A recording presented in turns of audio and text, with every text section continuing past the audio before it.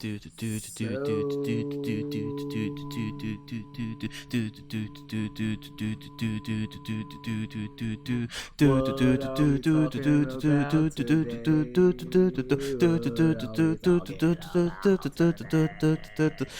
and head jokes. We're gonna go with that. We're gonna go with that because that's pretty fucking funny. Oh man, that The is internet hilarious and is mad undefeated. random. 3, 2, It is 1. undefeated. Welcome to episode 208 of Eye Pokes and Head Chokes. It's your boy, Mr. Alex, and your boy, Mr. Cooler, on the other side. We were just laughing because somebody sent us some funny shit on Twitter. Can you just reread it real quick because the internet just doesn't stop?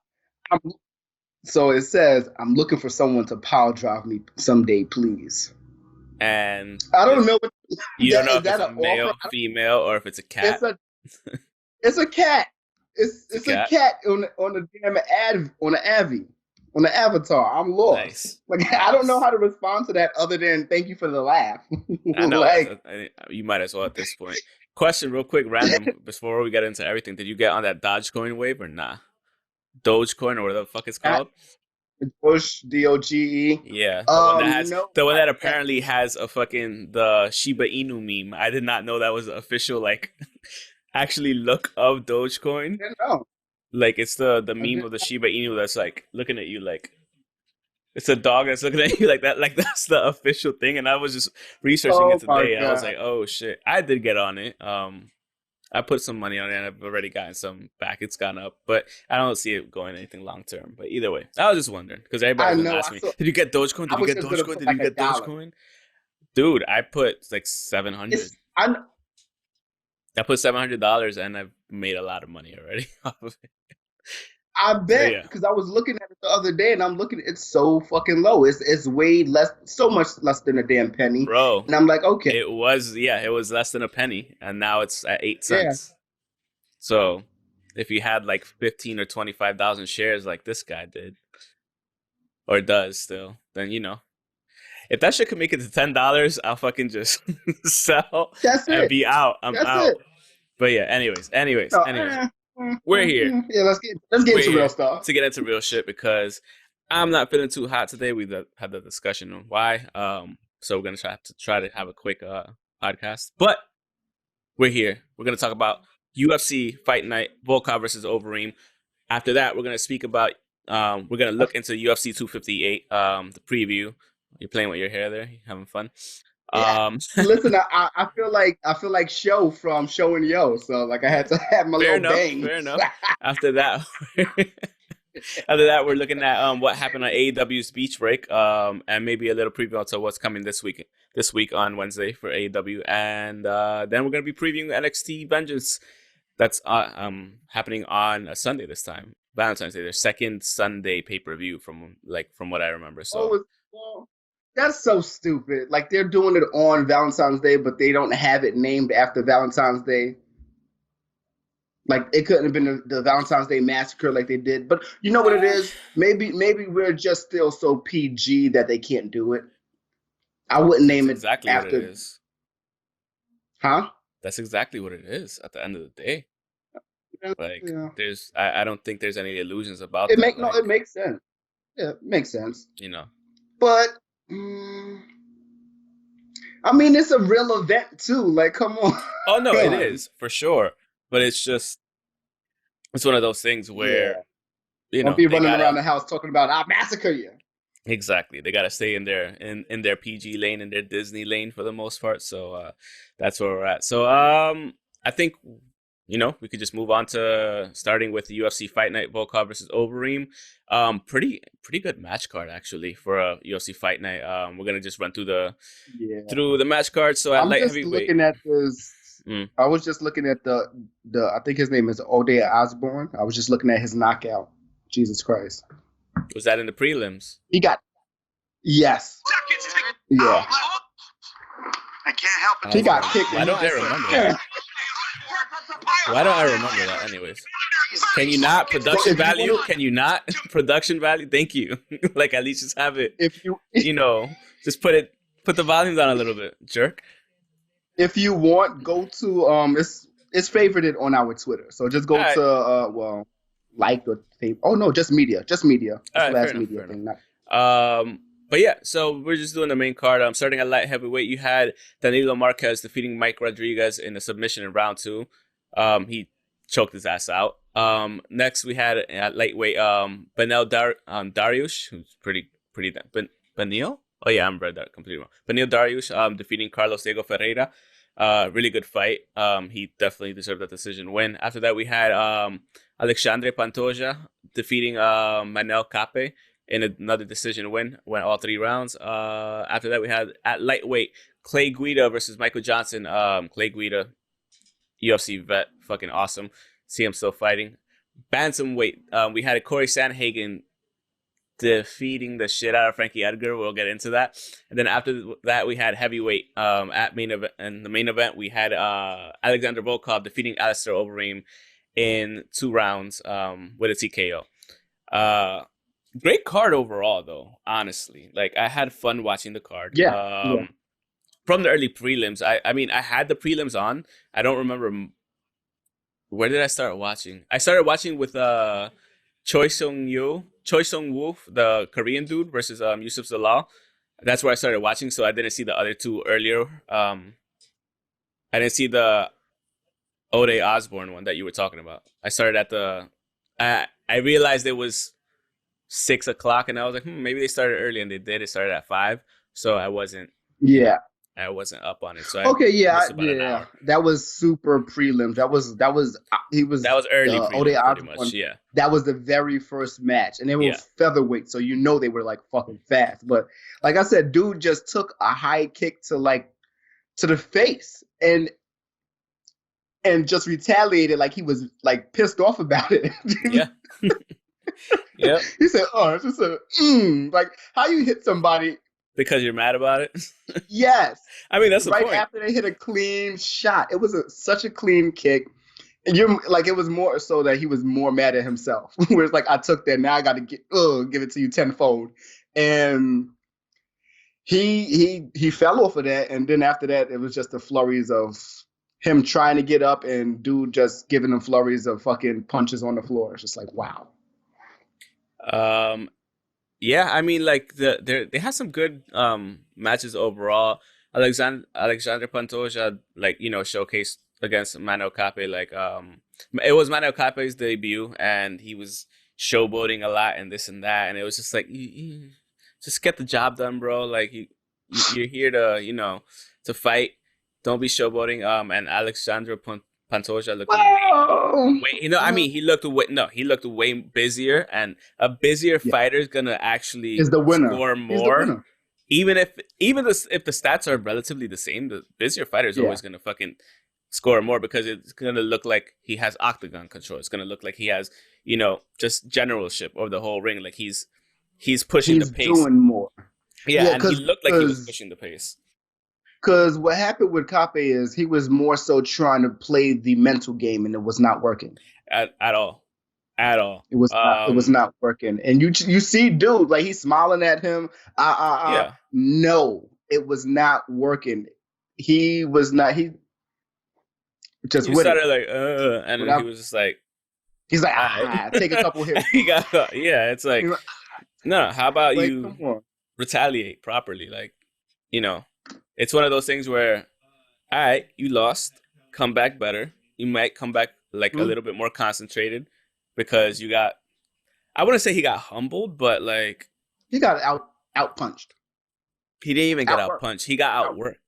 And that's the main issue, that he got outworked for the most part. After that, I mean, the craziest shit of the night was the bantamweight Corey Sandhagen, that flying fucking knee right to Frankie Edgar.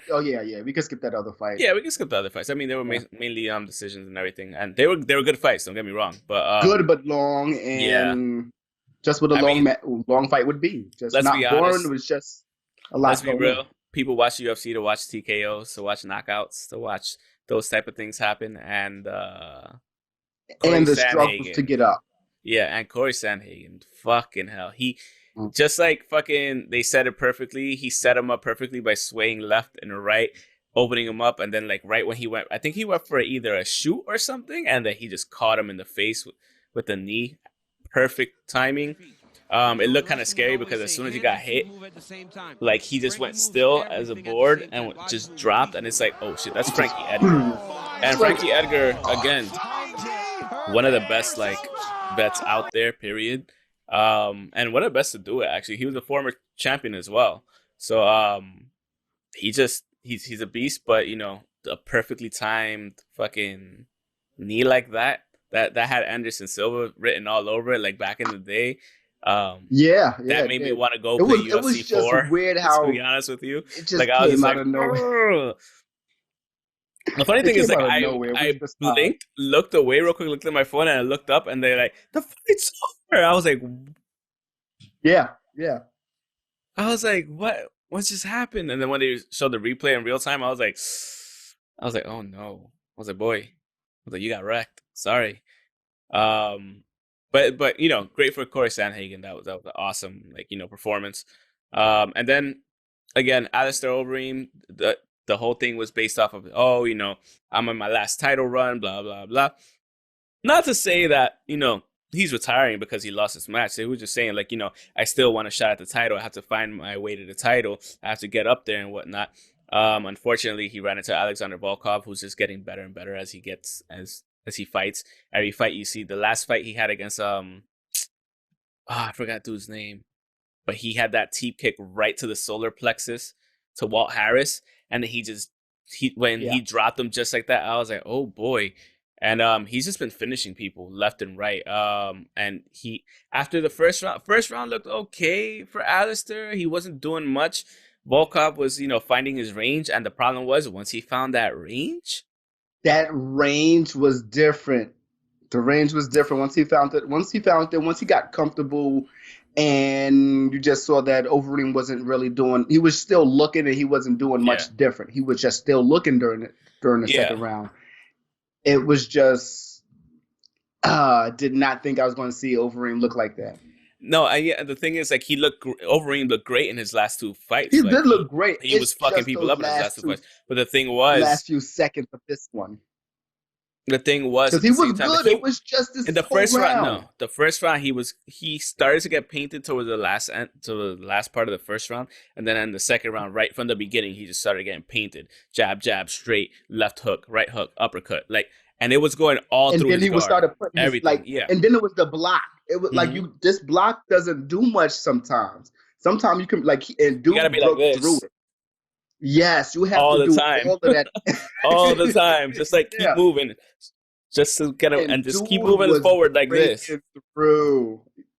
It wasn't working. So, it just wasn't working. I mean, honestly speaking, I don't think, looking at how Volkov was, I don't think he was gonna get through that anyway, to be quite honest with you. Overall, Volkov is just, like I said, been looking better and better. And he's looking like a real challenger to the title now. And like, look at the dude. Like, he's just, his nickname is fucking Drago. So like, it's for a reason. Like, let's be real. I was watching that shit. I was hating so much. I was like, oh man, it's not. But hey, man, it's a good card. It was a good card. I had fun watching it. I had that shit on from 6 until it finished. So like, I had literally watching UFC for 5 hours. I can't complain. I started at and on top of that, it was a fight night, like 8 or something. And we were texting back and forth, but I was seeing shit on Twitter. I was like, let me watch on Twitter, see what's happening. The first match, it was the Ode match. So that was the only thing that I saw for a while. Everything else was just combos and things like that. But it was from that, and then it got to the actual card. It's like, okay. By the time I started watching is when it started to pick up. So wasn't too mad. But yeah, with that, we could just spearhead onto this weekend's UFC 258 pay-per-view. Pretty good card overall. A lot of middleweight, bantamweight stuff. So just starting with the beginning of the card, we're gonna have at middleweight we have Maki Pitolo versus Julian Marquez. At bantamweight we have Pedro Munoz versus Jimmy Rivera. At middleweight we have Kevin Gastelum. I don't know how to say his last name. I'm just gonna say that. That looks about Gastelum right. Versus Ian Heinzich. I guess, Heinisch. Then Heinisch. flyweight at co-main event, we have Macy Barber versus Alexa Grasso. That should be a good fight. Those women are really, really good. And then at welterweight main event, we have Kamaru Usman versus Gilbert Burns. Two teammates going at it. I know, we have our own channel. Didn't Gilbert call him out last time? Gilbert called him out because he wants a shot at the title. They're teammates, So after his last fight, he was like, "Yo, I want a shot at the title." I would highly suggest, honestly speaking. I know ESPN and UFC have a lot of these insider look at the fighters. I would highly suggest watching on YouTube Anatomy of a Fighter for this UFC event 258. Usman, he just released the Usman side of things, episode 1. 20 minutes, awesome 20 minutes insight into Usman and everybody around him. Tweet it. You got to tweet that. I am.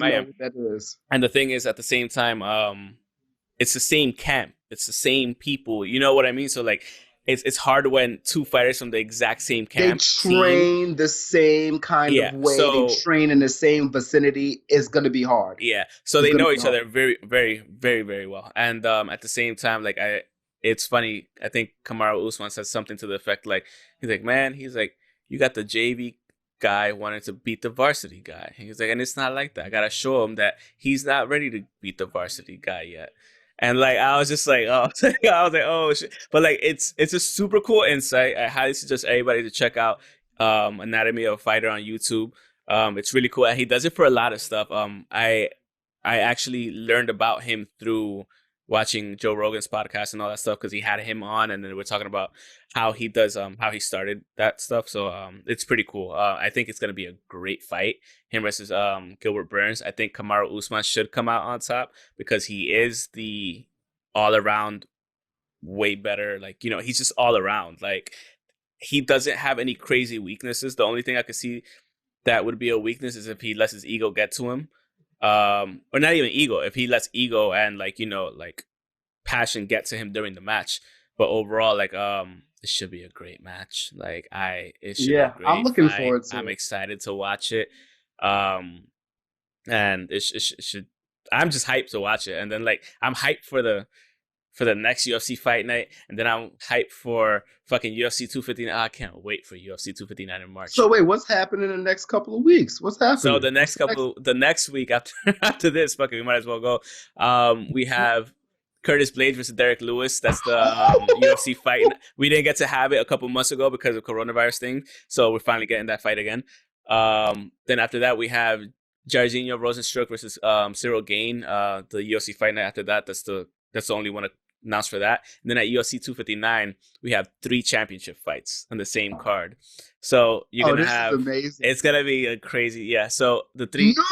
Nunes. All right. Let me go through it. So I mean, we're gonna go through it anyway. But the three main fights are bantamweight title bout Peter Yan versus Aljamain Sterling. After that, co-main event, you have the women's featherweight champion Amanda Nunes defending against Megan Anderson. And then after that, at light heavyweight, we have Jan Blachowicz going up against Israel Adesanya, moving up to light heavyweight to try to get that shit. That's gonna be a fast co-main event. Yeah. It's gonna be nothing but speed. Yeah, gonna be honestly. Yeah, it looks great. The next couple of weeks for UFC looks awesome. Well, the next 4 weeks. So that's next month this time. But that's not too bad. The next month looks good so far. Yeah. So, but yeah, that's UFC in a nutshell. And we'll definitely be talking about UFC 258 after next week. Episode next week. So yeah. So we can move on to AEW's Beach Break. You got to watch Beach Break. I keep forgetting to watch AEW except for that 1 week I be texting when I watched the shit out the group chat. So how was it? It was really good. Yeah. So apparently I'm gonna mute you. I turned it off. Come on, that's Platinum Max Caster with his stupid dope rhymes, son. They're stupid. So yeah, Beach Break was pretty good. I don't know why my ears having a hard time hearing because I was listening to that apparently, but it was pretty good. It started off with the Battle Royal. Well, yeah, I don't know what to really call it. It was a shit ton of tag teams in the same ring at the same time. It was okay. I have a gripe with the battle royals, and I was kind of saying it last week, but not really. It's just too many. It was too many teams. It's too many teams. I think the battle royals should really be saved for the pay-per-views, so that everybody could get on the pay-per-view. Okay. But they have to do it in the right way. It has to be the right look. But like, I don't know. That battle royal was like I said before, it was 11 teams. That's 11. That's a lot of fucking people. There's a lot of people in the ring at once. Trying to keep 22 people at the same time. Trying to figure out what the fuck is going on with 22 people in there is taxing for the viewer. Mm-hmm. I didn't even watch it, and it's already giving me fucking anxiety trying to figure out what the fuck's going on. Like, it doesn't make sense overall. Maybe, 5 teams, a 5-team battle royale, or like did everybody start at the same time, or was it like a Royal Rumble? You see what they should have done it. They should have done it like a Royal Rumble thing, where the tag teams come in every minute. And you can't do that because it's live television, and I get that. That's why I put it on pay-per-view. Oh, yeah, like, absolutely. Certain, or even dark. Fuck it, put that shit on dark. Yeah. Or and I get it. These are big names. These are big names. These are all big tag teams. But it's a battle royal with 22 fucking individuals, not including the people that's outside and the ring, and not the rings, the referees. It's too many people.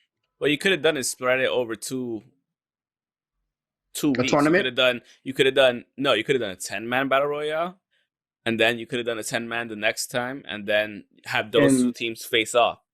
Whoever wins it. They could have. Yeah. So apparently, like, there's inner circle turmoil. Of course, there is. As MJF and Wardlow are pretty much getting into the swing of things. I think Jericho eliminated Sammy. Mm-hmm. Ooh. Yeah, and Sammy is already feeling a certain type of way about MJF and Wardlow and how he's good storytelling. It is very good storytelling. I love it. It's just like it. That was just the end of the match. Mm. The end of the match was basically Sammy eliminating MJF, and then Sammy being eliminated by Jericho. Great storytelling. It's just like you said. Cut that shit in half. 11 people, maybe one. Yeah. That would be perfect. That would actually be perfect. Whereas 11 people, one person representing each team. I wasn't even thinking that. Oh, that would actually been way better. Yeah, you pick your strongest person and that person. Yeah. Okay, fair enough. Yeah, and figure out what happens both ways. Like, okay, if the person who wins the battle royals are in a team or on the same team, figure this shit out. Honestly, because 22 at the same time is just a clusterfuck. But it was really good. I like the storyline of after that match, maybe about like halfway through the show, they go to the back and Jericho celebrating, and so who won? Jericho and MJF. That's the tag team. Oh, got it. Jericho and MJF is the tag team. Sammy Hagar is the tag team. No, I know that. I know that much. But I didn't hear that you said that they won. Got it. Yeah. So that was the last elimination. Sammy was the last elimination. Yeah. Got it. So yeah, it was. I like the storyline. The story's good. That it's fulfilling. Yeah. It's just like you said, anxiety of 22 people in the ring at the same time. It's just a lot to try to keep track of. Like it's already a lot in the Royal Rumble to try to keep track of like 10 people in the ring at the same time. 22.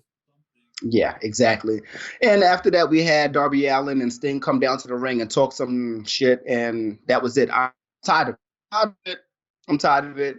And I know it's Sting, so they can't do much, and they want to build up more. I get it. But you're not doing anything except for talking. At least put Darby in a fucking match with his title, and you sit outside, Sting. Yep. At least be in his corner. That's it. I'm really getting tired of certain titles not being defended. Sheeta is definitely one. Have like Jack Skellington come out or something and be like, "Hey, I'm part of you guys too." I mean, Darby is the live action Jack Skellington. Yeah, he just needs to be taller and more wiry, but overall, like, just have like, oh, I want to be part of this too. I think it'd be pretty funny. Yeah, it would be. That'd be cute. What's that? Disney? That's not happening. Yeah. You never know. They're in Florida. Isn't Disney part of WWE, ESPN? No, that's whatever. UFC. Whatever. I know, but that too. Anyway, after that we had Britt Baker defeating Thunder Rosa. Really good match. Give Britt the fucking title already. Give Britt the title. She's showing up. Have the title? She's showing up and she's fighting and she's winning. Fair enough. But isn't this fucking tournament to decide the number one contender? Yes, it is. Actually, I need to pull that up because I did not pull that up. Yeah, that's more stuff to prolong. But yeah, it was a really good fight. Of course, Reba as Britt called her, but Rebel definitely got involved in the match. But it was a really good match. I don't know what it is about Britt Baker's finisher. I like that shit. It's a good. I like it. It is. It's very different, and it has that icing on the top with with her putting on the actual glove and just gripping the jaw. It's amazing. I like it. I really do like it. It's pretty cool. Like, it kind of lends to the whole DMD thing as well. Like, she's, it's part of it. Yeah, because she says mandible. Like, she doesn't say jaw. She just says mandible. So it's like, okay, she's using specific type of terms, which is amazing. So got to give it to her. After that, we had Hangman Adam Page and Matt Hardy defeating Serpentico and Dr. Luther. I like Luther. He's a weirdo. Sometimes he just starts yelling. But most of the time what happens in the tag team matches is he's like throwing Serpentico, like body slamming him on the opponent. Like he's hurting his partner to hurt the opponent. If it works, it's not the first time we would have seen it. You know what I mean? No, but it's the way that he does it. It's the way that they interact and the way they do it. Like Serpentico, like he sells the shit out of it. Like he's hurting the fuck out of him. Like it's I mean, if it's a gimmick that works, it works. And it does. It works very, very, very well. So yeah, Hangman Adam Page and Matt Hardy won. Matt Hardy pretty much stole the pin from Hangman, tagged him in, and at the last, after I forgot what he did. I think he did the buckshot lariat and then tagged himself in. And then Matt tagged himself in. I like it. I like where we're going with this Matt Hardy story. It's kind of heelish. It's big money Matt. So it's like he wants all the attention. He's pretty much backstage brokering deals with everybody. He's trying to broker a deal with Hangman Page, saying, "You're good. You're great. I was a top champion. Mm-hmm. I'm known out here. Basically, we could do this." I don't think I want to see Hangman as a tag team partner, as a tag team champion again for a while, for maybe a couple of years. A year, or maybe a year, maybe 1 year exact. Something around the you could have him go after Darby Allin. I want him to. So what? I want him to beat Kenny for the title. Yeah, that's not gonna happen. No time soon. But come on, is that not closing the storyline? No. I mean, you could hold on to it for now, but heel Kenny and then somebody, like, it doesn't have to be a clean win for the first win, but it should be. I mean, he didn't have a clean win, period. But overall, like, there's more attractive. Not to say that Hangman can't have a great fucking thing, because he has great matches as well. He can perform. But there's more pressing and better available. It is fights first. Talent, yes. Not even. Yeah, I'm not saying no time. There's better fights it first. Could be in a year. It could be in a year. I think assuming he still has it. Yeah. I honestly do want to see him have the title longer than Jericho. That would make sense. Yeah, like let him have it longer than Jericho. And I mean, if you're going to be the best if you're gonna be the best bout machine again and all that shit, and you're gonna be like, you're gonna have a quest for gold and all that stuff, then absolutely, like, you should have it for a while. Hopefully with this AEW Impact quasi New Japan relationship going on too now, we have that match, the best friends matchup, him versus Kota Ibushi sometime down the line. Yeah. And that will in effect somehow bring Jay White into it somehow. I don't know how, but you could bring Jay White into it, Well, as we know, at the end of this show, we got Kenta to come out too. So exactly, that's what I'm saying. Something that's so he's in the something US. that can actually happen. Yeah. Yeah. So like these are baby steps. It's not full steps, but it's baby steps based off of exactly. travel availability. So I'm glad it's actually happening. Yeah. Even after that, we had the wedding of Kip's. Continue. We had the wedding of Kip Sabian and Penelope Ford. Back to the cross promotion thing, right? We had Dr. James Mitchell, which is he's of Impact Wrestling. He's I don't know if you know Abyss, but he's one of the bigger. I remember Abyss.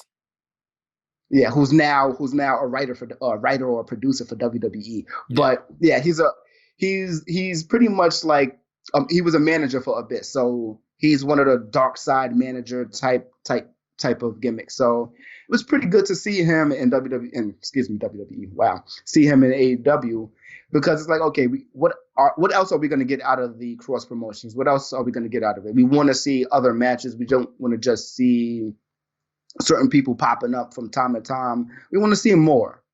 And I guess this was just like a little tease that we're going to get more. Hopefully it will happen where we get more and more tag matches or single matches, women matches too, because that'd be amazing. We definitely should see some more of that. Absolutely.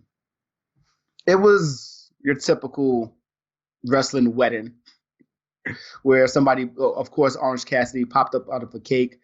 Miro thought he was going to pop up out of a huge gift that came from Chuck Taylor, but that wasn't the case. He pretty much ripped the damn box to shreds, though. Yeah. You already know hijinks and all of that. Weddings and all that shit. Bound to happen. Yeah. After that, we had the lumberjack match with Lance Archer and Eddie Kingston. I don't even remember who that won that. Oh my God, it was amazing. It was Archer won. It makes sense. It was a real fight to have won because Archer looked like he was the more threatening one the whole time, even in the promos leading up to it. So, and he's just so fucking big. He's a monster. He's the murder hawk monster. Everybody dies, bro. So, like, that's what it is. Like everybody dies. Everybody dies. So beware when you're running into Lance Archer. I'm kind of happy he's in AEW. I still would have wished he would have stayed in New Japan. But hey, who's to say that he can't go back to New Japan and work New Japan if his contract doesn't say something like that? So you never know. Yeah. We can't have the Killer Elite squad, but we can always still have him part of Suzuki Gun. That's what I mean. Yeah. No, because Davey Boy Smith Jr. is supposedly he's been fraternizing with people of WWE and those Canadians up there. So that's interesting. Hopefully he does sign with them, and hopefully when he does sign, we get to have his pops inside the Hall of Fame too. So those are the things that I'm looking forward to. After that, we had Kenny Omega and the Good Brothers defeating Jon Moxley and Rey Fenix along with Pac. Did they cheat? Of course. Of course they did. Oh, of course they were. Who was it? Don Callis that cheaty doodled, or? Not this time. Not this time. He was definitely there on commentary. People don't like him on commentary. He's fine with. I like him. It's all right. I think he fits in. Feel sometimes he's a little excessive. Not excessive, but I would say like sometimes it sounds like he's trying too hard. I could probably say that. Yeah. But beyond that, like he's good. He's good. I like him, but sometimes he definitely sounds like he is trying too hard. Like he's pushing his own envelope way too hard, and Kenny's own envelope, which I get. That's part of the thing. That's part of the package. But at the same time, it's like that's bout machine. Yeah. It is like relax. He's the best. We already know he's the best. Just this much. You're telling the Americans. I know you've known him for how many goddamn years. We know. At least we know. But like, and sometimes I'm like, oh wow, I didn't know that. And it's like, oh yeah, but he gives us some insights. That's fine. Knowledge. Yeah, he is. But like, other than that, it's just like keep it a little funnier, you know. Yeah. And then I think overall it'd be fine, but way better. Well, what the hell happened there? But it wasn't going to be funny because like that's how I knew a heel turn was coming. Yeah. Because this is his friend. He's not joking about anything. He's taking everything serious, and he's over pushing, and it calls for the moment. Yeah, it does call for the moment, but at the same time, it's still like it works and it doesn't work at the same time. So yeah, it doesn't. It didn't work because this is not the Kenny Omega that we got from the start of AEW. If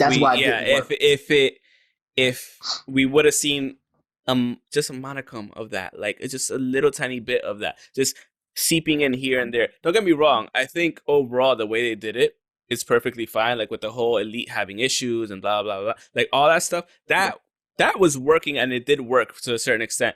But like I just think Don Callis should have been like a hidden figure the whole time more so, and you're not knowing. I mean, he was, but like just a little bit more. I don't know how much more, but like definitely just like this little much, and we would have been a little bit more enthused. But again, chill with it a little bit on the commentary.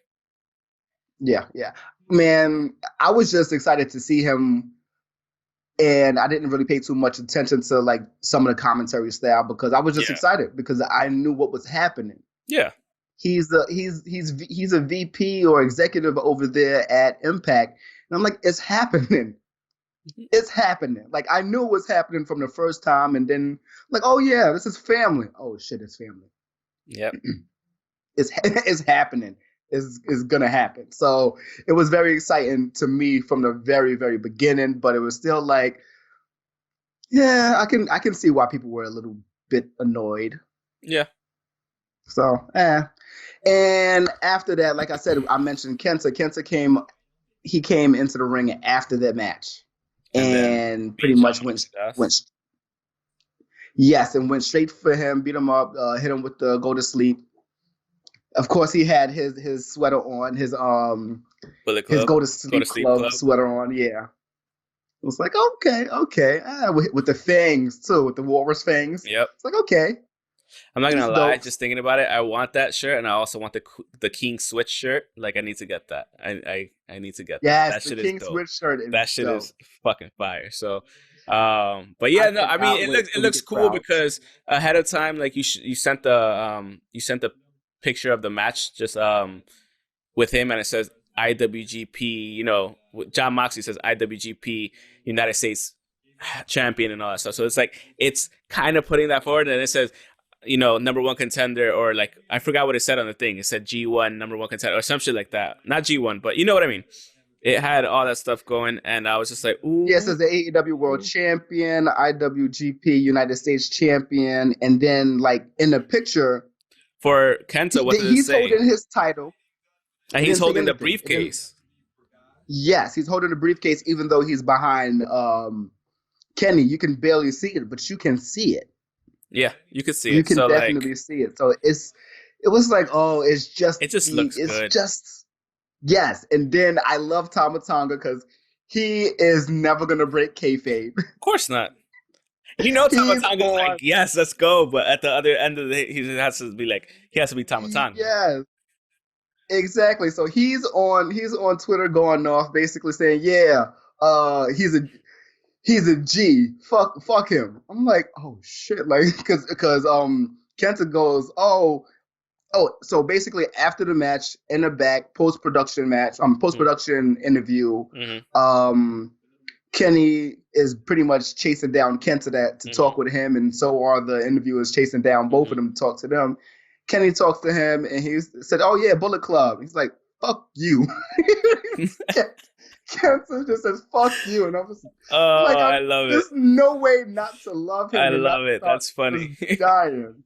That's funny. So that's funny. Yeah, it's really exciting. It's really exciting. How do you feel about Shaq and Jade Cargill? I know. I don't give a fuck about any of that stuff. I really don't. I could care less. I really. I like the spot for the women. I like the spot for the women. It's fine, but I mean, like I said, Shaq's gonna put his all into it because he loves having fun and takes shit seriously. But I don't care. Ooh.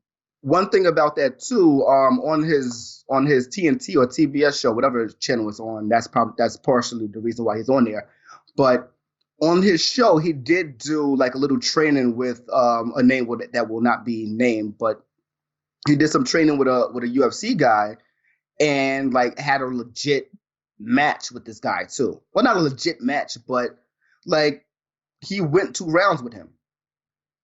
He went 2 rounds doing all of that. So good. Just sitting there like what? Like he's not a slouch. He's not here to bullshit. It's a fight. No, I mean he's never bullshitted. Let's be honest. Like this is definitely. So, yeah. What do we have next? We're finishing up with NXT Vengeance. Well, with the preview for NXT Vengeance. Wait, last thing. I do want to say about the the AEW women's tournament. There's a list of names, but there is no real bracket. There's just 2 matches that has been named: Serena D versus Rio and Layla Hirsch versus Thunder Rosa. We have Aja Kong, Yuka. She's back. Yeah, Yuka's back. I don't know how to say her last name. And a bunch of other new women. Emi Sakura is back. Ryo. I don't know how to say that last name, but Ryo, Emi Sakura, Venny. Rio? No, it's not Rio. Okay. Rio's in it, but it's not her name. I was just asking. It's Ryo. It's Ryo. Okay. It's still Mi Rio. Sarunga. Yeah. Ren Katakura. Maki Aito. And of course we have Serena D, Rio.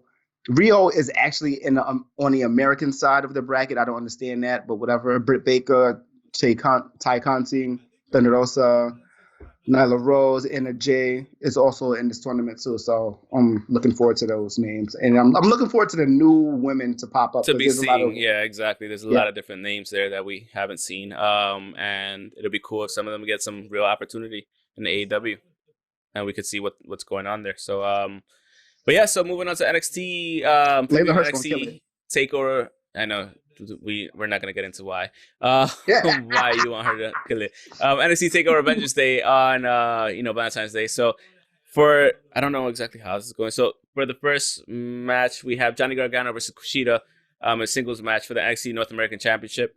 After that, we have it's not all in the right order, so I'm just going with how I think it's gonna go. We're gonna have Dakota Kai and Raquel Gonzalez versus Ember Moon and Shotzi Blackheart, or The Way, Candice LeRae and Indy Hartwell, with the Women's Dusty Road Tag Team Classic. Then I could see Io Shirai versus Toni Storm versus Mercedes Martinez in the Triple Threat Championship match for the NXT Women's Championship. We're gonna have after that MSK, which is Wesley and Ash Carter. Formerly the Rascals. That's formerly the Rascals. The NXT. Okay, so there's gonna be a fucking final match for the Dusty Rhodes Men's Classic. That's gonna be Wesley and Ash Carter or Legado del Fantasma, and which is Raul Mendoza and Joaquin Wilde versus Tommaso Ciampa and Timothy Thatcher or Grizzly Young Veterans, which is James Drake and Zach Gibson. So we're gonna see who's actually gonna be there after Thursday. Wednesday. After the 10th, Wednesday, yeah. So we're gonna know what's the final thing, and then we're gonna have the singles match for the NXT Championship, which should be a really fucking good one. Finn Balor versus Pete Dunne. You can never go wrong with either one. To be honest with you, Pete Dunne's a fucking bruiserweight. I love watching that man wrestle. The dude's a beast. What the fuck ever happened to Tyler Bate? I'm not sure. I think he had. I don't know. Stuck in the I don't know. UK, probably. Possible. Maybe possible. But no, Pete Dunne, like he's a fucking beast. So like I love watching Pete Dunne wrestle. Obviously, Finn Balor, we know what he's capable of. So yeah, should be really good, honestly, overall. Should be a good card to watch. I probably won't be watching it until the next day, to be honest with you. Yeah. But yeah. Question: how do you feel about Edge popping up on NXT and Raw and SmackDown, like making? Oh, just to be titles? Like, hey, I could come at you. I think Edge versus Finn Balor would be really good. Honestly, I couldn't really give a fuck less about the Universal or WWE championships at this point. The only one he hasn't really won that's equivalent to that is the NXT championship, and I could see him doing that just like Charlotte did last year. At least going for it. Is there a reason for him to go for it? No, not necessarily, other than to actually want the fucking championship itself. Yeah, exactly. Yeah, just accomplishment. The more likely thing I think I could see happening would be, I guess, Roman Reigns. I don't know. But for I want something different. I don't care about Roman Reigns. I would prefer to see him go up against somebody like Finn Balor. I mean, either way, he really didn't get a chance to wrestle Roman Reigns. To be real with you, because he retired in 2011. But this is true. But a Roman Reigns wrestling match. Finn Balor versus Edge. It has to be Finn Balor or Drew McIntyre, because he's gone up against Drew McIntyre at one point in time. He has had to, because he was there before. So maybe he wants to work with him again. Who knows? But I don't mind him popping up. It makes sense for him to pop up at all three. Work for him again. Yeah, or maybe he wants to. Maybe he wants something new. Yeah. You never know. Something new. Finn, Pete, or somebody that could possibly carry. Exactly, somebody that could possibly carry overall the match. I would say probably not carry, because it's not like Edge can't fucking go. He could go. Clearly, he can go. It's just a matter of last WrestleMania match, and you saw him in the Royal Rumble. So of course, he has the stamina. He can make it happen. It's just more so how the dynamic. I like the Finn Balor matchup better, or Pete Dunne. I like the NXT matchups possibly better than I do the actual Raw or SmackDown matchups. So that's just me, though. Yeah, I can definitely see them pushing Universal or NXT because of those two reasons. He hasn't fought them, and Roman is the big name, and NXT is the brand that needs a big name or needs a look. So, but I don't think it needs a big name, but because let's be honest, Finn Balor and Johnny Gargano are the big names of NXT. But you do want like a Charlotte Flair having that title, or Adam Cole, obviously. That goes without saying. That's like the fucking Triple H of down there. But never leaving. Everybody's moving up, and he's never leaving. And that's the thing. If you want to keep the brand popping, you need to keep certain core members on there. So what the thing is, I could see Edge going to NXT, actually. I could see it, because it's something that you don't think you want to see, but because of the intriguing matchups possible, then No, this is what happened. So this is one thing that happened over the week. Yeah, over the week on Twitter, everyone's like putting up their own little posters and things like this. Like they were doing tag matches with him and whoever versus a couple of other people, and it's just sitting there looking like. It's really good. Like people thought it was actually legit because it was from a WWE burner account. Mm-hmm. Like that was the @ name, WWE burner. And just sitting there looking, like people thought it was real because you really want to see these matches. Yeah. We would I was in group chats talking about like how amazing it was. And everyone else was definitely more excited than I was, and I was very excited. So I like the possibilities. Yeah, and honestly, the younger guys need the rub. Not even the younger guys. NXT and NXT talent need the rub. Like, so, imagine Pete Dunne versus Edge. Like, Finn Balor versus Edge. Like, bro, there's shit to be made there for sure. And either way, it's gonna be done at WrestleMania, so it's not like it's not like it's not possible to main event it. You know what I mean? So, but that's the thing. It has to be it has to be the main event of one of the nights. No, they're having a 2-night thing, aren't they? I know. Yes, they are. Yeah. But both those, Raw and SmackDown are going to have those titles. No, it's not. It's not. The Royal Rumble winner always main events. Okay. The men's Royal Rumble winner main events. Let's be honest. They main event. Yeah. So whether it's on night 1 or 2, it's gonna. I see it happening more on night 1 than anything if they go to NXT. So yeah, I think that's all we got. It depends on the choice. Else? Yeah, that's it. That's really it. Last thing, actually. Last thing. R.I.P. Definitely want to say rest in peace to Butch Reed, who passed away over the week. Yeah. Man, there's so much to say about him. I don't know where to even start. I'm like looking at old clips. A lot of people were just putting up old clips. Yeah, man. And he looks amazing. He's like, he kind of looked like Tony Atlas. Yeah, a bit. Like build and butt. Like he looked like Tony Atlas a bit as far as build, not facial, but as far as build. Yeah, it was just a monster. And the family had tweeted out that he was looking like he was watching Will Hobbs, and Will Hobbs was like, oh, like he loved Will Hobbs. Nice. And Will Hobbs basically said, "Thank you. I'm indebted." Pretty much. And people are running around saying, "Oh, Hacksaw Butch Reed," or call him Hacksaw Will Hobbs. I'm like, nah. Let's just make the move that Hacksaw or something like that. Either way, whatever works. But I've been looking forward to what Will Hobbs can do, because watching him go from dark to dynamite side to side on matches that was supposed to happen with Moxley and Archer to being in Team Taz, like I like Hobbs. Hobbs is that dude. So Butch Reed was definitely right to look at that guy and say, "Hey, he's the new one. He's the new guy." Yep, absolutely, 100%. And on that tiny sad note, I'm gonna end the podcast. Thank you so much for being here, watching. Follow us on Twitter at Pokes Chokes Podcast. I'm so off. Follow us on Twitter at Pokes and Chokes. On Instagram at Pokes. No, I'm fucking all this up. What's going on with me right now? Pokes and Chokes. 3, 2, 1. You can follow us on Twitter at Pokes and Chokes. Myself at _Mr. Alex 25 _ the guy on the other side at